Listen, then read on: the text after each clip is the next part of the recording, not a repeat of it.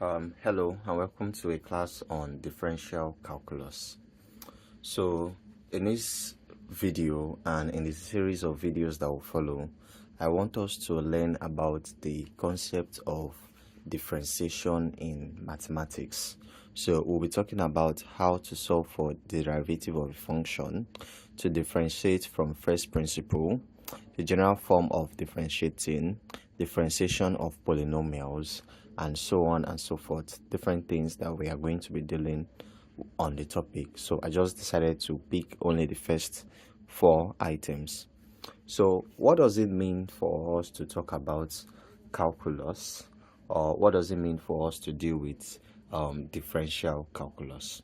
So calculus is a branch of mathematics, right? So it's a branch of algebra. So we work with algebra when we start to work with numbers and letters, basically. So in calculus, we deal with a rate of change or aggregating over a change, basically. So in the first one we are dealing with now, we are talking about the differential calculus, which is very well basically where we get to be introduced to a lot of these topics. So for example, for this video, it is assumed that you are quite familiar to the concept of a function, and you are also quite familiar with the concept of limits, so limits of a function. But if you don't really know about these two things, we can still carry along because these things will be made clear to you. So let's pretty much get started with it. So what do we mean by the concept of derivative of a function? So what do we mean by that? So what is the derivative of a function? So let's assume we have something like this. So let's take it from there. So we say derivative of a function.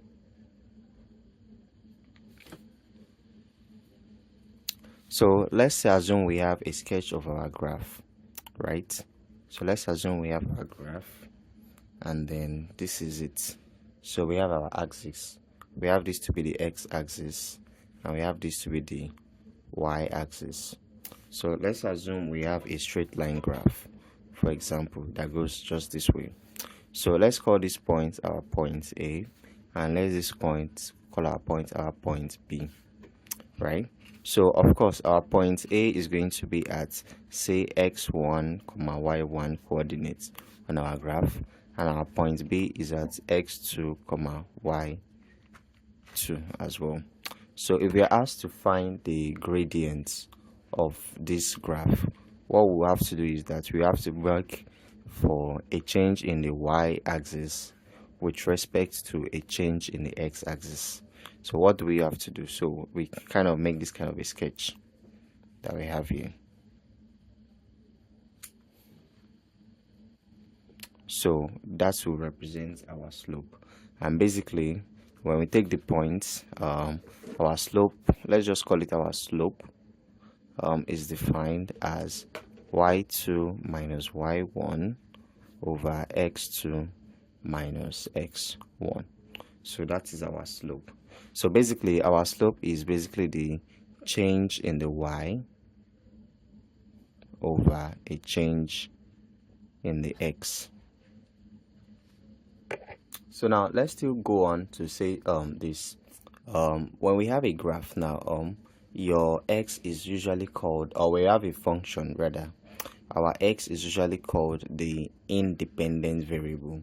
It is called the independent variable because it basically does not depend on anything for its values, while your y is the dependent variable because it depends on y for the it depends on x for its values. So in this case, where we have our slope to be y2 minus y1 over x2 minus x1, and we know that our change in y is basically y2 minus y1, and our change in x is x2 minus x1. I think we can just bring up a mathematical symbol to represent that change in y.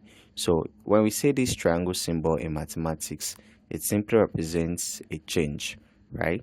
So when we say a change delta y, we call it delta, right? From the Greek letter delta for change. So when we say delta y, we mean what? A change in y. And when we say delta x, we say a change in x.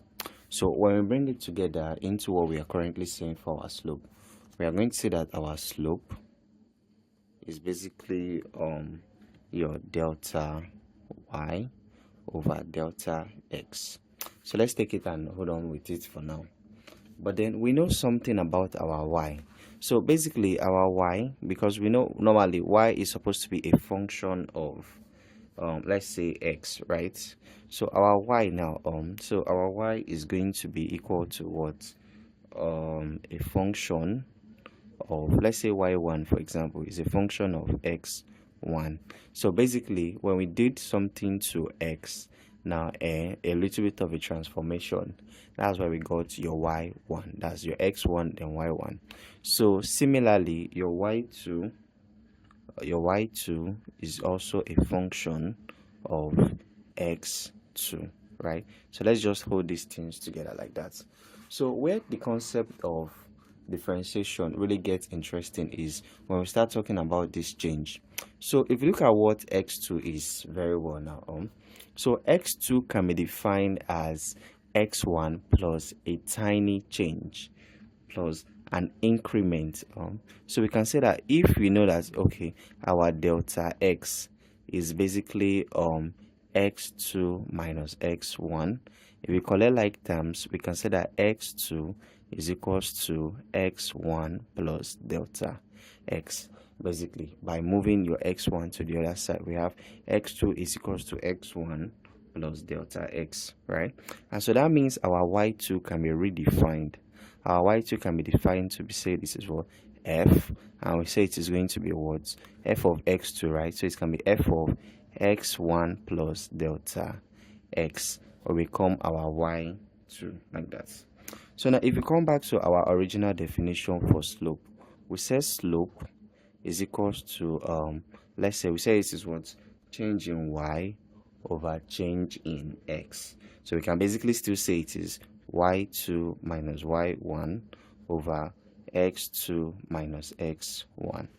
So we can say it is going to be this. Your y2 is now a function of x1 plus delta x, now minus y1, which is your function of x1, right? So over, now your x2, remember your x2, we've said it is x1 plus delta x, right?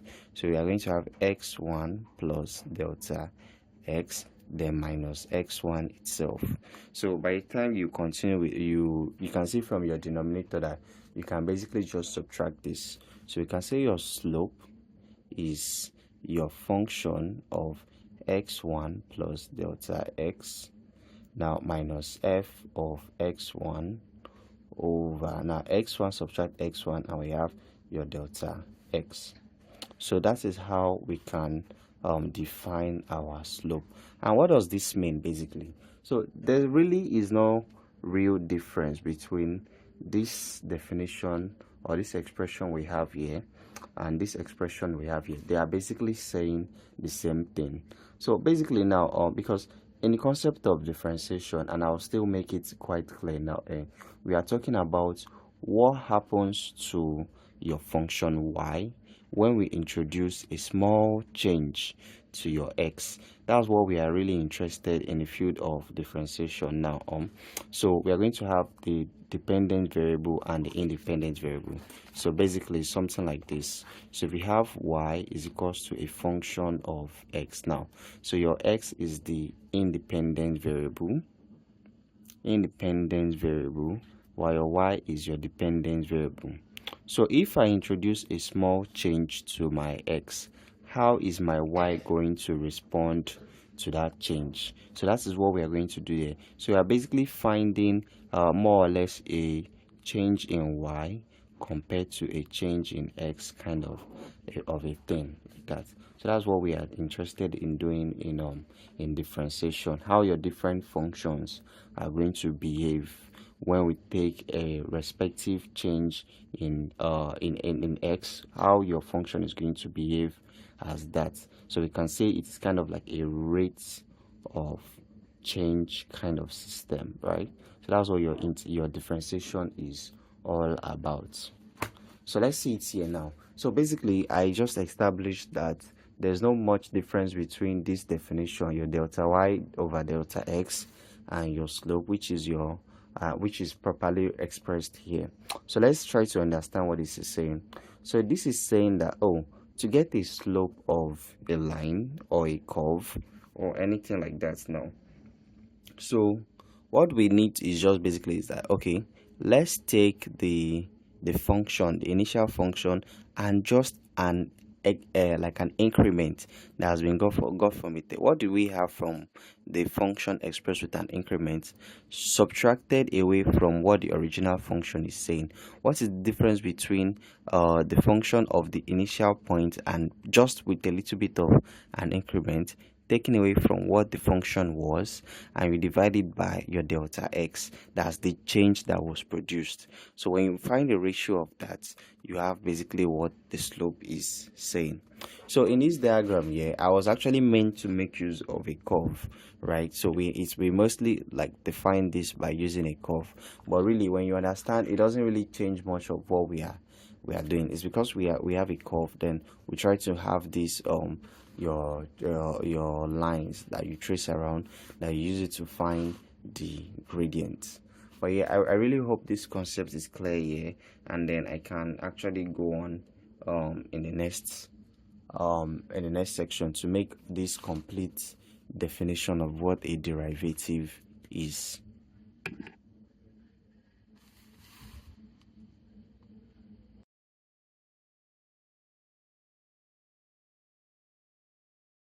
So in the first video, in the first section, the previous section, we talked about the slope and we had something that looks like this. So we got the slope equals to f of x plus delta x minus f of x over delta x. So the reality is that when we consider the graphical representation of this thing, which we won't really dwell in this thing now, in this explanation. So the idea is that we want to take the limits. So there's something called limit now. When we consider the graph, the curve actually behaves in a certain with a certain property that as this your change tends to 0. So as your delta x tends to 0, so as this your delta x tends to 0, meaning that your increment is getting small and small and small. That's what we are really interested about now in this concept of differentiation. Now we say as your delta x tends to 0, we say that we have the slope to be equal to, we say this thing in mathematics, we call it a limit.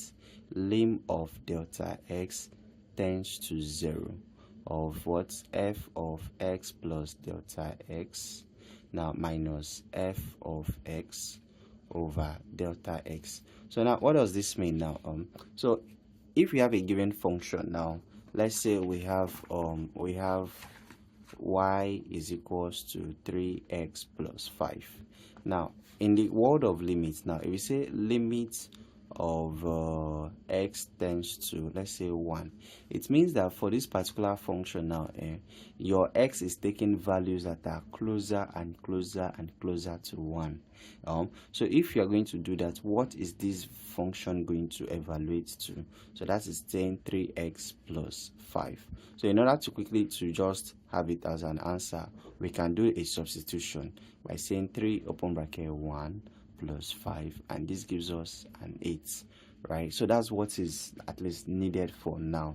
So the concept of limit is something we'll take fully on later on in the future, but then like in a separate video. So that is what happens there. So to summarize the kind of the derivation from the graph and everything, then so we use this symbol to represent your job done after taking the limits, which is got your dy dx. So dy dx is how we say it. We don't say it's dy over dx. We say dy dx, which is basically what? Limits of when you take your change, your delta x, as it tends to 0, of f of x plus delta x, making sure you subtract the original function from there over your delta x. So that's the basic idea of getting to start with your differentiation, right? So that's the idea. So this is the definition of what your derivative is. The dy dx is equals to lim of delta x as it tends to 0 of f of x plus delta x. When we add a small change to your function now, when we add a small change to your function, how does the entire function behave, or as a response to it now? What is the function relative to the change? As far as the change is very, very small, is what we are interested in differentiation. So that's what this thing means analytically. And then it's in the analytical, yeah. And then this concept is quite very important. We use it in physics, we use it in mathematics, and we use it in engineering as well. Very, very important concept.